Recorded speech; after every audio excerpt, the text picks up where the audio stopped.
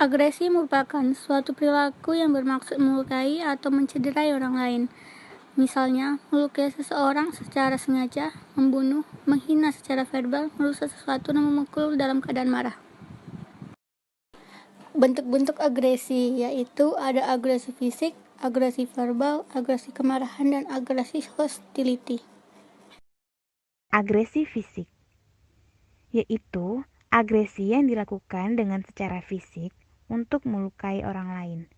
Misalnya, seperti memukul, menendang, dan melukai orang lain. Agresi verbal yaitu agresi yang dilakukan untuk menyakiti perasaan orang lain, mengganggu, menolak, dan mengancam dengan secara verbal, seperti membentak, mengejek, mengumpat, dan mengancam. Agresi kemarahan yaitu emosi negatif dari bentuk ekspresi yang disebabkan karena harapan yang tidak terpenuhi.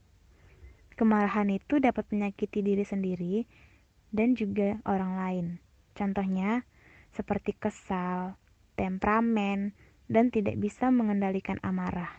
Agresi hostility yaitu suatu tindakan mengekspresikan kebencian, permusuhan, serta juga kemarahan pada orang lain.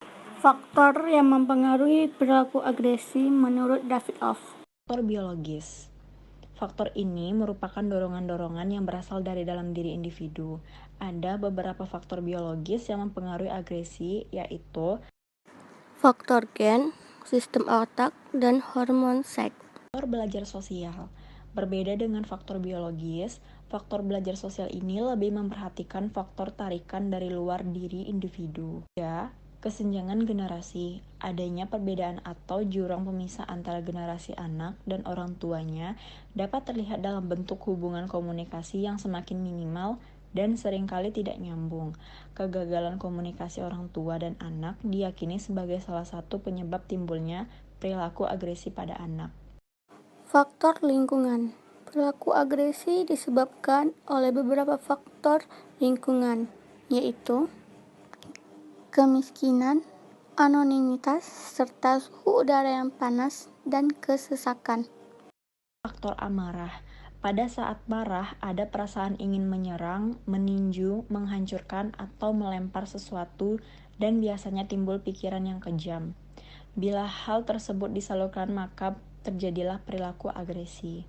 Faktor frustasi terjadi bila seseorang terhalang oleh sesuatu hal dalam mencapai suatu tujuan, kebutuhan, keinginan, pengharapan, atau tindakan tertentu. Agresi merupakan salah satu cara merespon terhadap frustasi. Proses pemberian hukum yang berlebihan, pendidikan disiplin yang otoriter dengan penerapan yang keras terutama dilakukan dengan memberikan hukuman yang berlebihan, dapat menimbulkan berbagai pengaruh yang buruk bagi remaja di sekolah. Menurut Deakisni dan Hudania, agresi bisa dikontrol dengan beberapa tindakan, yaitu katarsis, yaitu pelepasan ketegangan emosional yang mengikuti suatu pengalaman yang kuat. Katarsis mungkin bisa membantu mengurangi ketegangan yang berada dalam diri seseorang, karena dalam melakukan katarsis, individu akan mengalami perasaan yang lebih baik. Sublimasi merupakan suatu bentuk penyaluran perasaan